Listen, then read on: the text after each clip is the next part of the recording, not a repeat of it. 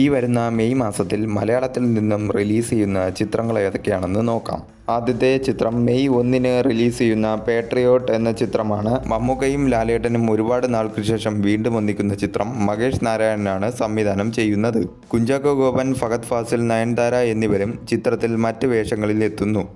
Action, spy, thriller ജോണറിൽ ഒരുങ്ങുന്ന ചിത്രം വൻ ബഡ്ജറ്റിലാണ് നിർമ്മിച്ചിരിക്കുന്നത്.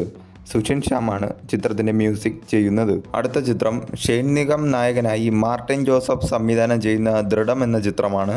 മെയ് 8 ചിത്രം റിലീസ് ചെയ്യുന്നത്. ക്രൈം ത്രില്ലർ ജോണറിൽ ഒരുങ്ങുന്ന ചിത്രത്തിൽ ഷെയ്ൻ നിഗം പോലീസ് വേഷത്തിലാണ് അഭിനയിക്കുന്നത്. കൊറോണ പേപ്പേഴ്സ് എന്ന ചിത്രത്തിന് ശേഷം ഷെയ്ൻ പോലീസ് വേഷത്തിൽ എത്തുന്ന ചിത്രം കൂടിയാണ് ഇത്. മൂന്നാമത്തെ ചിത്രം ബേസിൽ ജോസഫ്, ടൊവിനോ തോമസ്, വിനീത് ശ്രീനിവാസൻ എന്നിവർ അഭിനയിക്കുന്ന അതിരടി എന്ന ചിത്രമാണ്.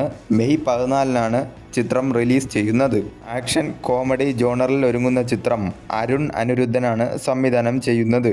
ബേസിൽ ജോസഫ്, ഡോക്ടർ അനന്തു എന്നിവർ ചേർന്നാണ് ചിത്രം നിർമ്മിക്കുന്നത്. നാലാമത്തെ ചിത്രം ആൻ്റണി വർഗീസ് നായകനായി പോൾ ജോർജ് സംവിധാനം ചെയ്യുന്ന കാട്ടാളൻ എന്ന ചിത്രമാണ്.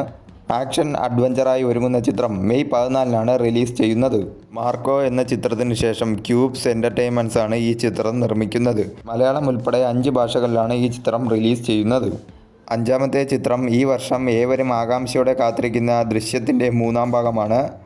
മെയ് 21 ചിത്രം റിലീസ് ചെയ്യുന്നത്.